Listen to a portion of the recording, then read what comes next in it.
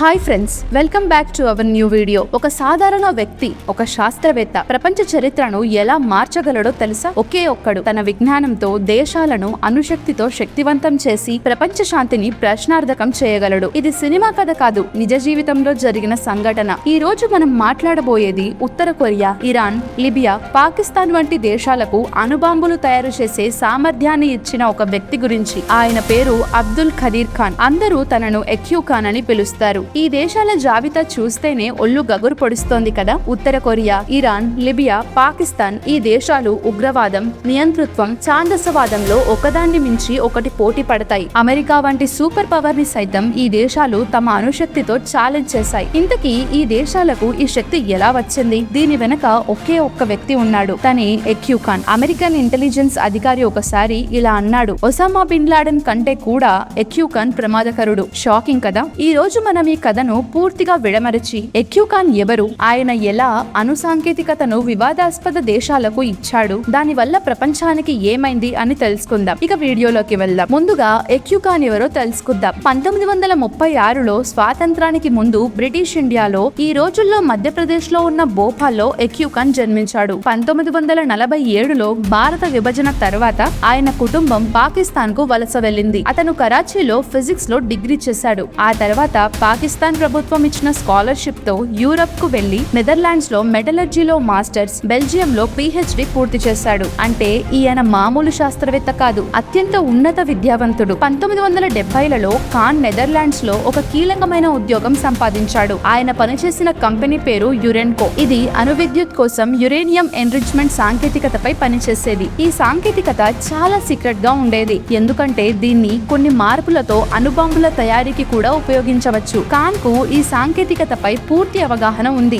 ఇక్కడే అసలైన కథ మొదలైంది. 1974లో భారత్ స్మైలింగ్ బుద్ధ అనే అణు పరీక్ష నిర్వహించింది. ఈ పరీక్ష ప్రపంచాన్ని ఆశ్చర్యపరిచింది, కానీ పాకిస్తాన్ లో భయాందోళనలను సృష్టించింది. మన శత్రువైన భారత్ కు అణుబాంబు ఉంది, మనకు లేదు, ఇది ఎలా సాధ్యం అని పాకిస్తాన్ నాయకులు ఆలోచించారు. ఈ సమయంలోనే ఎక్యూ ఖాన్ చరిత్రలో అడుగుపెట్టాడు. ఖాన్ అప్పటికే నెదర్లాండ్స్ లో యురెన్కోలో పనిచేస్తూ అణు సాంకేతికత రహస్యాలకు యాక్సెస్ కలిగి ఉన్నాడు. 1975లో ఆయన రహస్యంగా పాకిస్తాన్ ప్రధాని జుల్ఫికర్ అలీ భుట్టోను కలిశాడు. సార్, నాకు అణు సాంకేతికత గురించి తెలుసు, నేను పాకిస్తాన్ కు అణుబాంబు తయారు చేయడంలో సహాయం చేయగలను అని చెప్పాడు. భుట్టో ఆలోచించి, ఇప్పుడే ఇక్కడికి రాకు, నువ్వు అక్కడే ఉండు, ఇంకా సమాచారం సేకరించు, రహస్యంగా డిజైన్లు, టెక్నాలజీ తీసుకురా అని చెప్పాడు. ఇక ఖాన్ ఏం చేశాడంటే, ఆయన నెదర్లాండ్స్ లో ఉంటూ యురెన్కోలో అత్యంత రహస్యమైన సెంట్రిఫ్యూజ్ డిజైన్లను కాపీ చేశాడు. ఈ సెంట్రిఫ్యూజ్ లు యురేనియం 235 ను ఎన్రిచ్ చేసి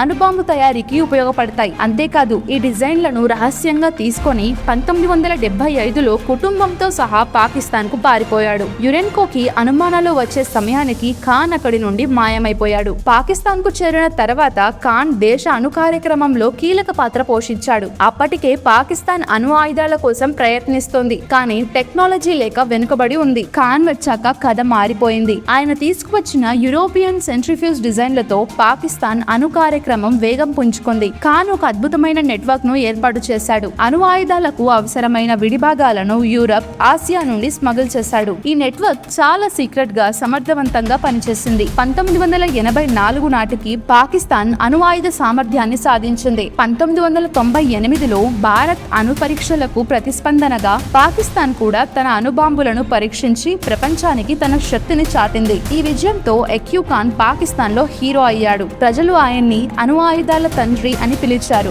ఆయనకు ప్రభుత్వం నుండి అనేక గౌరవాలు లభించాయి. కానీ ఖాన్ కు ఒక సమస్య ఉంది. ఆయన ప్రచారం కోసం తహతహలాడేవాడు. తన పేరు, గౌరవం కోసం సహశాస్త్రవేత్తలతో పోటీ పడేవాడు. దీంతో సైంటిఫిక్ కమ్యూనిటీలో కొందరు ఆయన్ని షోమెన్ అని తిరస్కరించారు. కానీ పాకిస్తాన్ ప్రజలకు మాత్రం ఆయన ఒక దేశభక్తుడు, హీరో. ఇక్కడే కథ మరో మలుపు తిరిగింది. ఎక్యూ ఖాన్ తన అణు సాంకేతికతను పాకిస్తాన్ తో ఆపలేదు. ఆయన ఈ టెక్నాలజీని ఇతర దేశాలకు అమ్మడం మొదలు పెట్టాడు. మరి ఎవరికి అమ్మాడు? ఉత్తర కొరియా, ఇరాన్, లిబియా. ఈ దేశాలన్నీ ప్రపంచ శాంతికి ముప్పుగా పరిగణించబడతాయి. అయితే వీటిని ఎవరెవరికి ఎలా అమ్మాడు అనేది తెలుసుకుందాం. 1980ల చివరిలో ఖాన్ ఇరాన్ కు సెంట్రిఫ్యూజ్ డిజైన్లు, విడిభాగాలు అమ్మాడు. ఈ సాయంతో ఇరాన్ తన అణు కార్యక్రమాన్ని వేగవంతం చేసింది. ఈ రోజు ఇరాన్ అణు ఒప్పందాలు, అమెరికాతో ఉద్రిక్తతలు ఇవన్నీ ఖాన్ సాంకేతికత వల్లే మొదలయ్యాయి. 1990లలో ఖాన్ ఖాన్ లిబియాకు కూడా అణు డిజైన్లు విడిభాగాలు సరఫరా చేశాడు. లిబియా నాయకుడు ముఅమ్మర్ గడ్డఫీ అణు ఆయుధాల కోసం ఖాన్ నెట్వర్క్ ను ఉపయోగించాడు. ఇది అత్యంత వివాదాస్పదమైన అంశం. 1990ల నుండి ఖాన్ ఉత్తర కొరియాకు అనేక సార్లు ప్రయాణించి సెంట్రిఫ్యూజ్లు, క్షిపణి సాంకేతికత సరఫరా చేశాడు. 2000 నాటికి ఉత్తర కొరియా అణు ఆయుధ సామర్థ్యాన్ని సాధించింది. ఈ రోజు ఉత్తర కొరియా అణు బెదిరింపులు, కిమ్ జాంగ్ ఉన్ క్షిపణి పరీక్షలు ఇవన్నీ ఖాన్ సాయం లేకుండా సాధ్యం కాదు. ఈ స్మగ్లింగ్ నెట్వర్క్ ఎలా పనిచేసింది? ఖాన్ యూరప్, ఆసియాలోని తన కాంటాక్ట్ల ద్వారా విడిభాగాలను కొనుగోలు చేసి రహస్యంగా ఈ దేశాలకు పంపేవాడు. ఈ నెట్వర్క్ లో డబ్బు, అధికారం, రహస్య ఒప్పందాలు ఉండేవి. కానీ ఖాన్ ఇదంతా డబ్బు కోసమే చేశాడా, లేక పాకిస్తాన్ ప్రభుత్వం ఆదేశాల మేరకు జరిగిందా? ఈ ప్రశ్నలకు సమాధానం ఇప్పటికీ తెలియదు. ఇక్కడ ఒక కీలక ప్రశ్న ఏంటంటే, ఎక్యూఖాన్ ఒక్కడే ఈ పని చేశాడా, లేక పాకిస్తాన్ ప్రభుత్వం కూడా ఇందులో భాగస్వామ్యం అయ్యిందా? కొన్ని ఆధారాలు ఆసక్తికరంగా ఉన్నాయి. ఉదాహరణకు పాకిస్తాన్ మాజీ అధ్యక్షుడు పర్వేజ్ ముషారఫ్ అమెరికా ఒత్తిడి వల్ల ఖాన్ ఉత్తర కొరియాకు సెంట్రిఫ్యూజ్లు సరఫరా చేశాడని ఒప్పుకున్నాడు. అంతేకాదు మాజీ ప్రధాని బెనజర్ భుట్టో ప్రభుత్వం ఈ స్మగ్లింగ్ కు ఆదేశాలు ఇచ్చిందని ఆరోపణలు ఉన్నాయి. అయితే ఖాన్ ఈ పనిని ప్రభుత్వం లేకుండా ఒంటరిగా చేయడం సాధ్యమేనా? అణు సాంకేతికత వంటి సున్నితమైన విషయంలో రహస్యంగా ఇతర దేశాలకు సరఫరా చేయడం ప్రభుత్వం ఆమోదం లేకుండా జరిగే విషయం అస్సలు కాదు. కానీ పాకిస్తాన్ ప్రభుత్వం ఎప్పుడు మాకు తెలియదు, ఖాన్ ఒక్కడే చేశాడు అని చెప్పుకొచ్చింది. 2001 సెప్టెంబర్లో 11 దాడుల తర్వాత ప్రపంచ రాజకీయాలు మారిపోయాయి. అమెరికా అణు సాంకేతికత స్మగ్లింగ్ పై నిఘా పెంచింది. ఎక్యూఖాన్ మీద CIA, MI6 వంటి ఇంటెలిజెన్స్ ఏజెన్సీలు దృష్టి పెట్టాయి. అప్పటికి ఖాన్ పాకిస్తాన్ లో సైంటిఫిక్ అడ్వైజర్ గా గౌరవప్రదమైన జీవితం గడుపుతున్నాడు. కానీ 2003-4లో అమెరికా ఒత్తిడి వల్ల పాకిస్తాన్ ఖాన్ ను పదవి నుండి తొలగించింది. 2004లో ఒక షాకింగ్ సంఘటన జరిగింది. ఖాన్ టీవీలో పబ్లిక్ గా ఒప్పేసుకున్నాడు, అవును నేను ఉత్తర కొరియా, ఇరాన్, లిబియాకు అణు సాంకేతికత సరఫరా చేశాను. ఈ ఒప్పుకోలు ప్రపంచాన్ని కుదిపేసింది. పాకిస్తాన్ ప్రభుత్వం ఖాన్ ను గృహ నిర్బంధనలో పెట్టింది. కానీ ఆశ్చర్యకరంగా ప్రజల ఒత్తిడి వల్ల 2009లో ఆయనకు క్షమాభిక్ష ఇచ్చి విడుదల చేశారు. ఎందుకంటే సామాన్య పాకిస్తానీలకు ఖాన్ ఒక జాతీయ హీరో. ఆయన తప్పు చేసిన దేశం కోసం అణుబాంబు తయారు చేశాడనే గర్వం వారిలో ఉంది. 2021 అక్టోబర్ 10న ఎక్యూఖాన్ కోవిడ్-19 సోకి తర్వాత ఆరోగ్యం క్షీణించి 85 ఏళ్ల వయసులో మరణించాడు. ఆయన మరణంతో ప్రపంచ చరిత్రను మార్చిన ఒక వివాదాస్పద వ్యక్తి కథ ముగిసింది. కానీ ఆయన చేసిన పనుల ప్రభావం ఇప్పటికీ కొనసాగుతోంది. ఉత్తర కొరియా క్షిపణి పరీక్షలు, ఇరాన్ అణు ఒప్పందాలు, లిబియా అస్థిరత ఇవన్నీ ఖాన్ నెట్వర్క్ ఫలితాలే. ఎక్యూఖాన్ కథ మనకు ఒక ముఖ్యమైన పాఠం నేర్పిస్తుంది. ఒక వ్యక్తి తన విజ్ఞానంతో ప్రపంచ శాంతిని ఎంతగా ప్రభావితం చేయగలడో చూపిస్తోంది. అణు సాంకేతికత వంటి శక్తివంతమైన ఆవిష్కరణలు సరైన చేతుల్లో ఉంటే మానవాళికి ఉపయోగపడతాయి. కానీ తప్పుడు చేతుల్లోకి వెళ్తే విధ్వంసానికి కారణమవుతాయి. ఈ రోజు అణు ఆయుధాల వ్యాప్తిని అడ్డుకోవడానికి అంతర్జాతీయ సంస్థలు ఎన్నో నిబంధనలు తెచ్చాయి. కానీ ఖాన్ వంటి వ్యక్తులు, రహస్య నెట్వర్క్లు ఈ నిబంధనలను ఎలా ఉల్లంఘించారో చూసాం. మనం ఇప్పుడు ఆలోచించాల్సిన ప్రశ్న ఏంటంటే, మరో ఎక్యూఖాన్ రాకుండా ఎలా ఆపగలం? అణు సాంకేతికతను ఎలా నియంత్రించగలం? ఈ వీడియో మొత్తం చూసాక మీరేమనుకుంటున్నారు?